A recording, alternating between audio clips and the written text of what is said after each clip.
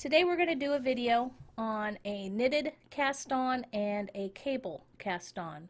They're very similar to each other in how you do them, and they give a little bit of a different edge, but we're just going to look at a couple of other ways that you can cast on.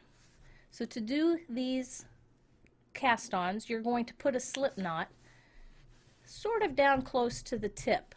You're not going to put your slip knot way back here further down the string. You're going to put your slip knot closer to the very end of the yarn. So however you do a slip knot, go ahead and make a slip knot.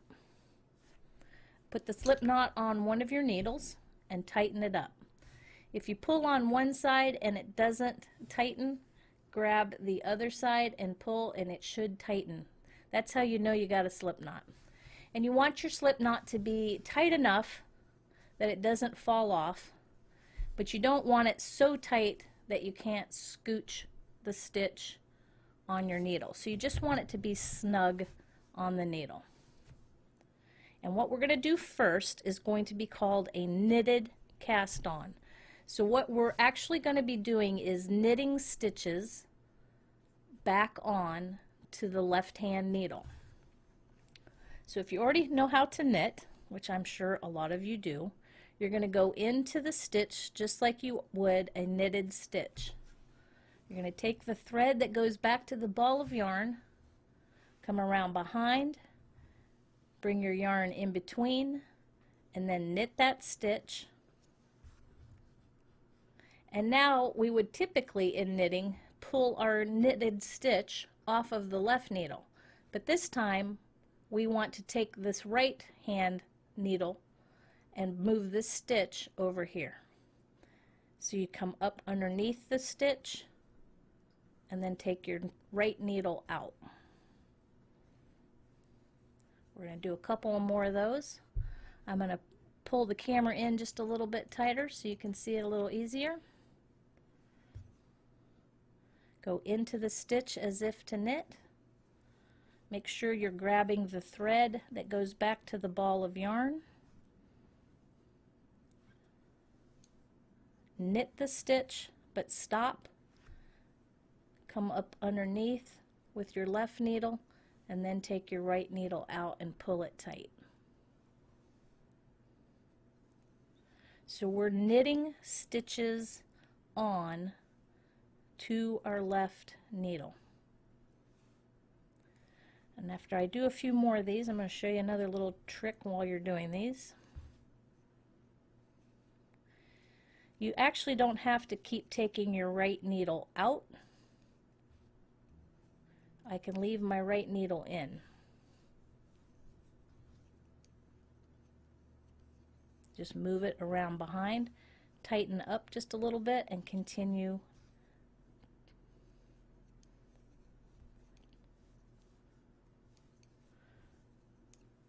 You're coming underneath. Now I have seen people who, instead of coming up underneath the stitch like this, I have seen people just go into the top and pull it over.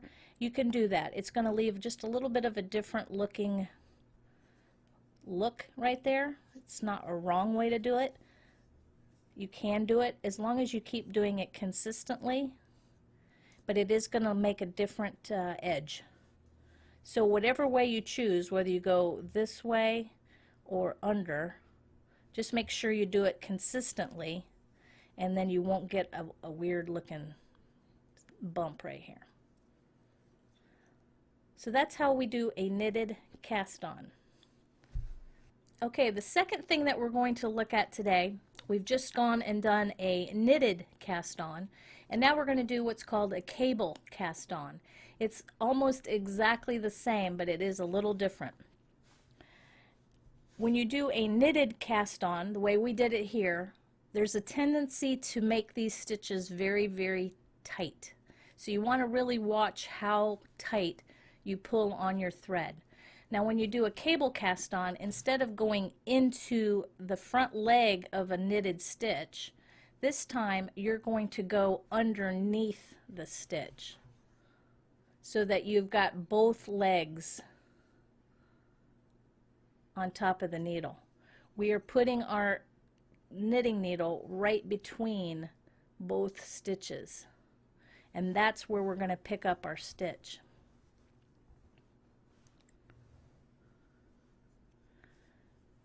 So we pull the stitch through, and just like with the knitted cast on, we put the stitch back on.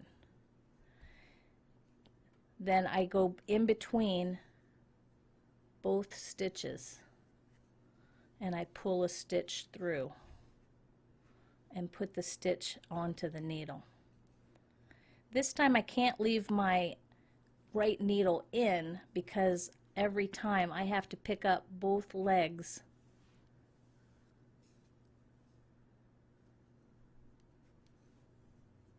to make this cast on work.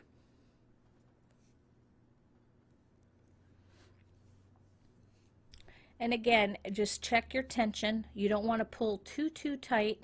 You don't want these stitches to be super tight. Now this cable cast on is a bit of a stretchier, looser cast on. It leaves a super pretty edge. Whoops. Let's try that one again. It leaves a very nice edge.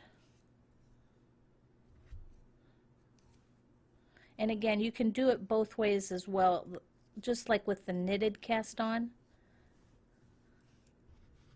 You can put your stitches on this way. Just make sure whichever way you do it, you consistently do it. And there you can see what a cable cast on looks like. It's a little bit different than back here for the knitted cast on. A nice advantage of using this type of cast on is you don't have to guess where on your string to put the slip knot as you would with a long tail cast on. Depending on how many stitches you're going to cast on, it's kind of hard to estimate how long of a tail you need. With these two cast-ons, it doesn't really matter. You just put your slip knot on close to the end of the yarn, and then you can cast on as many stitches as you want. I hope this has helped you in learning a few more techniques and how to cast on. I do appreciate any comments you leave, so leave those below in the comment section. If you have any ideas for future videos, leave those also in the comment section below. Thanks for watching. Bye.